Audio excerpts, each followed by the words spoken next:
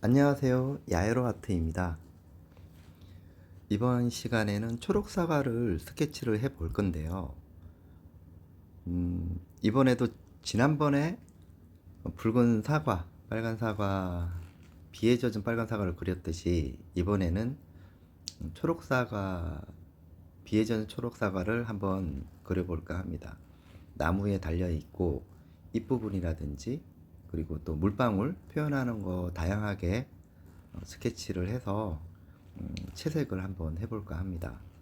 지금 하는 스케치는 깔끔하고 깨끗하게 그리셔야 돼요.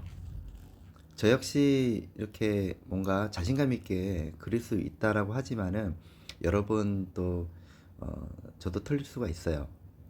그리고 또 지우개로 또 여러 번 지울 수도 있고, 하지만 이제 여러분들은 시간적인 그런 부분들이 많잖아요. 그래서 천천히 정교하게, 너무 급하게 할 필요가 없죠.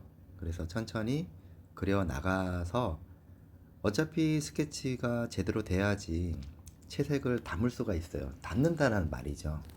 그래서 여러 번 지우더라도 정확한 스케치가 필요합니다. 여기서는 물방울이라든지 이런 부분들은 대략적으로 큰 부분 물방울이 있는 부분은 하지만은 작은 거는 기법으로 들어갈 거고요. 그리고 이 스케치의 중요성은 유화로 할 때는 이렇게 큰 덩어리로 잡아가면서 형태를 잡아가는 그 시간적인 부분들을 이 스케치를 통해서는 그걸 해결할 수가 있어요. 시간을 단축시킬 수가 있죠. 그리고 또 한 가지 장점은 스케치를 통해서 우리가 보지 못하는 부분들까지 정교하게 관찰을 하면서 자세하게 그릴 수 있는 상황을 만들고자 스케치를 신경을 쓰게 되는 거죠. 스케치를 할 때 이 빛은 어디서 오는지, 그리고 이 사과가 어떤 모양을 하고 있는지 라인을, 전체적인 구의 형태지만은 디테일하게 보면은 약간의 어느 한쪽은 둥그렇게 올라갔지만 어느 한쪽은 들어가 있고, 이거를 스케치를 하다 보면은 그걸 알 수가 있는 거죠. 근데 유화로 하다 보면은 이런 부분들을, 디테일한 부분들을 놓칠 수가 있겠습니다. 뭐 숙달대, 뭐 어떻게 보면 많이 그려보신 분들은 아시겠지만은, 사실 뭐 저희 야에로 아트를 시청하시는 부분, 그 시청하시는 중에는 그 많은 그 독학으로 하시는 분들이 많기 때문에, 그런 분들은 이제 시작점에서 시작을 할 때 이 주의할 점 부분들은 이제 바로 본다는 거죠. 관찰하는 부분도 조금 더 디테일하게 봐야 되는 거고, 여기서 스케치를 할 때 매우 중요한 부분들은 이 모양이고, 또 잎의 모양, 잎이 약간 접혀 있는 그런 부분들을 포인트를 잡아서 그거를 다음에 채색을 할 때 혹시나 헷갈리거나, 그리고 또 좀 명쾌하게 또 구분 지을 수 있는 상황에서 채색이 들어갈 수 있는, 조금 더 구체적으로 표현할 수 있는 방법을 제시하는 거죠. 거기에서 보면 이제 빛은 어떻게 오는 거고, 물방울은 이 사과의 모양에 따라서 어떻게 안착되어 있는지, 모양에 따라서 그 물방울도 그 역시 달라질 수가 있겠죠. 변형도 되겠고요. 그리고 또 그림자 부분도 마찬가지로 빛은 어느 정도의 밝기를 할 건지, 어두운 부분은 어느 정도 어두운 부분을 할 건지, 그리고 또 초점을 어디에 맞출 것인지, 이런 부분들은 이제 스케치를 하면서 생각을 하게 되는 거죠.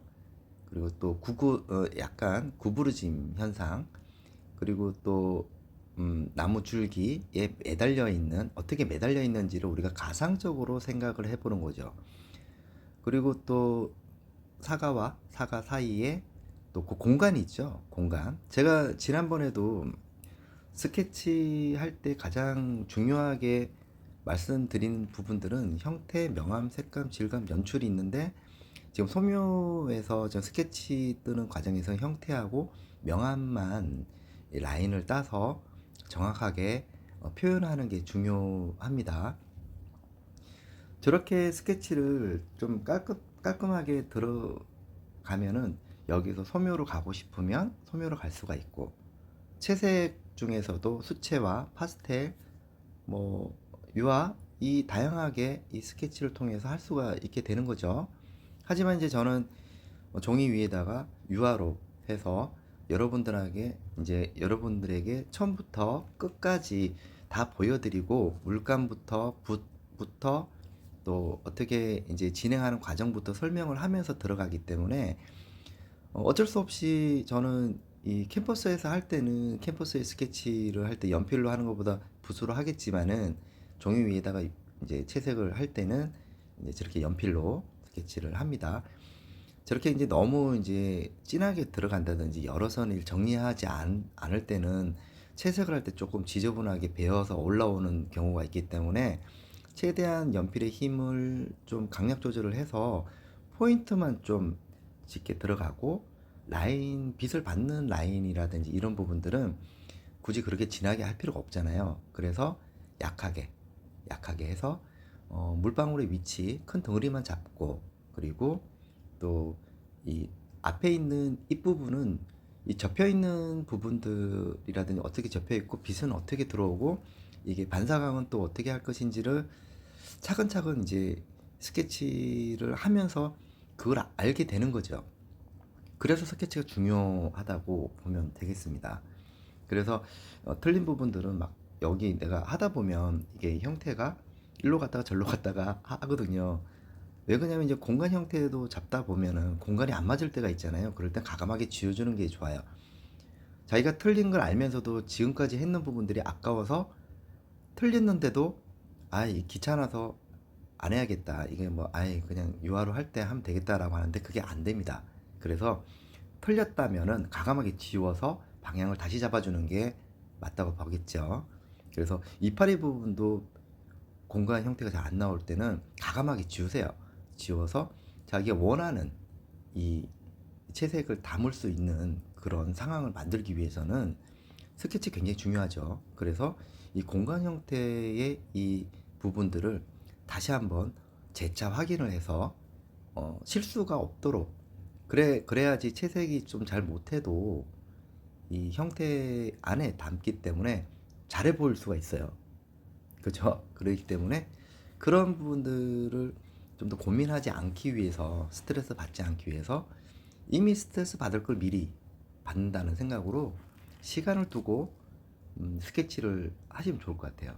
그리고 연필은 빼촉하게 깎아서 굵게 나오지 않도록, 잡선이 나오지 않도록 말끔하게 해줘야 되고, 지우개도 필요 없는 선 부분들은 깨끗하게 지우는 게 맞겠죠. 그리고 이제 이렇게 그 물방울이 라인에 어느 부분에 이렇게 앉혀 있는지, 안착이 되어 있는지, 그 다음에 그 뭐라고 하죠? 사과의 그 어떻게 보면은 이제 밑에 저 표현하는 거, 꽁무니 부분, 이런 부분들도 배꼽이라고 하나요? 네, 그런 부분들도 어떻게 처리할 건지 그 위치를 정확하게 하고, 얘가 이제 들어가 있잖아요, 오목하게. 그러면 그림자의 설정도 굉장히 중요하고, 그리고 또 그 안에 그림자 그늘 속에 있는 그걸 양감이라고 하거든요. 볼륨감이라고 하니까, 이것은 빛이라기보다는 반사광에 의해서 어, 밝은 쪽에서 침범한 빛이기 때문에 직광하고 또 반사광하고 또 개념이 다르죠. 그래서 그런 부분들을 염두에 두고 표현을 하셨으면 좋겠어요. 그리고 잎의 부분도, 잎의 두께, 그 부분들 아주 날렵하게 할 수 있도록 신경을 쓰셔야 됩니다. 그리고 또 배경은 아웃포커스처럼 이렇게 좀 날리듯이 그래야지 그림을 대받아칠 수가 있는, 또 선명하게 뽑아낼 수 있는 그런 형태를 잡아낼 수 있다, 이렇게 보시면 되겠고요. 이제 그 채색으로 넘어갈 때 이제 한번 보시고 한번 재차 확인하시고 다음 시간에 유화로 바로 들어가는 시간을 갖도록 하겠습니다. 자, 잘 봐두시고요. 영상이 마음에 드셨다면 구독과 좋아요 부탁드리고요. 시작하겠습니다.